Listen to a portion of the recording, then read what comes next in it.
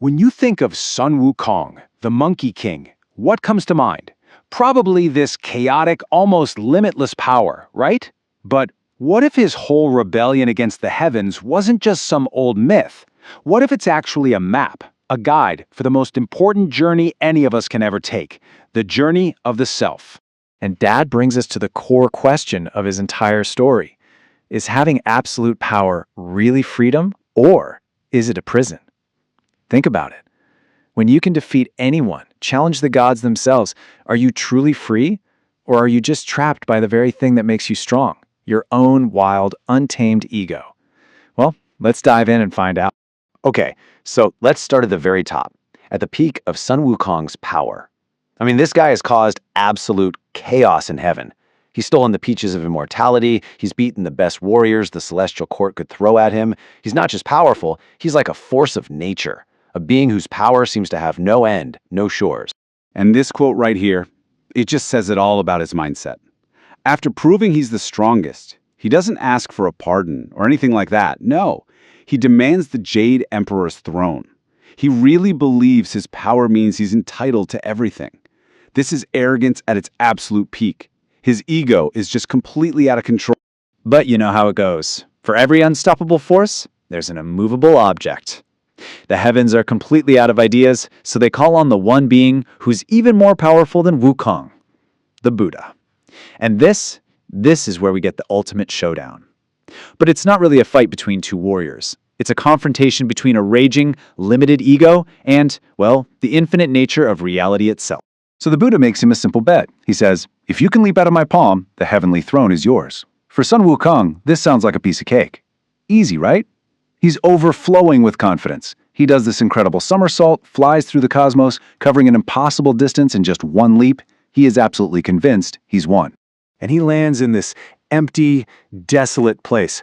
All he sees are 5 huge pink pillars. He figures this has to be it, the edge of the universe. So, to prove he was there, as a bit of a final taunt, he proudly carves his name on one of the pillars. He's feeling so victorious, so smug, he's ready to go back and claim his prize. And then comes the big reveal, the moment that changes everything. He gets back, demands his throne, and the Buddha just calmly shows him the writing on the base of his own middle finger.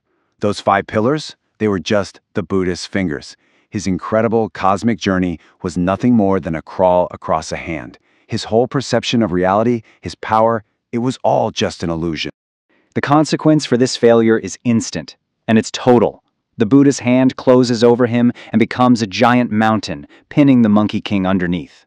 Now, this isn't just a physical prison. It's a metaphor. It's designed to crush the one thing that got him into this mess in the first place, his pride, his hubris. And he's trapped there for 500 years. Imagine that. Pinned down, unable to move, unable to use any of his incredible power. All he can do is lie there and think. This crazy long time isn't just about punishment. It's like a forced meditation. A time where the literal weight of a mountain and the slow grind of centuries just wear away at his ego. And what's so fascinating about this is how perfectly it lines up with a really deep spiritual idea, something you see in both Eastern and Western philosophy. Ego death. It's that moment when your self-centered identity, your pride, is completely shattered. Sun Wukong had to be stripped of everything, his power, his pride, before any real change, any real growth could even start. But see, this ego death, it's really just the beginning. It's like clearing the land before you can build a new house. So after those 500 years, Wukong is finally ready. And that's when Guanyin, the goddess of mercy, shows up. She offers him a shot at redemption. He can be freed, but there's a catch. He has to agree to protect a humble monk named Tripitaka on a sacred journey to the west. You know what they say, though. Old habits die hard. The second he's free, they run into some bandits, and his immediate instinct is just total, overwhelming violence. When the gentle monk scolds him for being so brutal, Wukong's pride gets hurt, and what does he do? He just up and leaves. He's physically free, sure, but he clearly hasn't learned a thing about self-control. So what brings him back? This golden fillet, a gift from Guanyin. Whenever he wears it, a special chant can make it tighten and cause incredible pain. But here's the key. This isn't just another prison. It's the most important shift in his entire journey.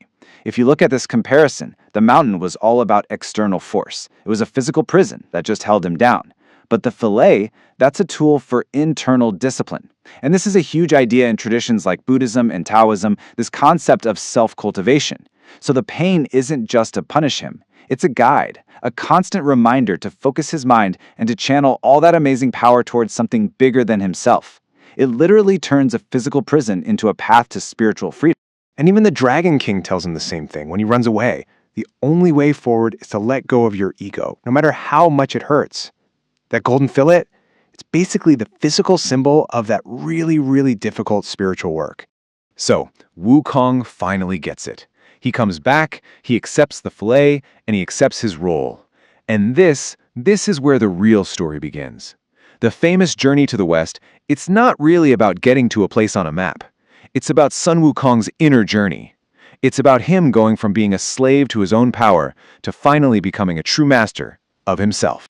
His whole path is completely redefined. You can see it right here. His power is no longer just raw force, it's tempered with purpose. His ego isn't running wild anymore, it's guided by wisdom. And that huge, physical journey outward becomes the perfect metaphor for the journey inward.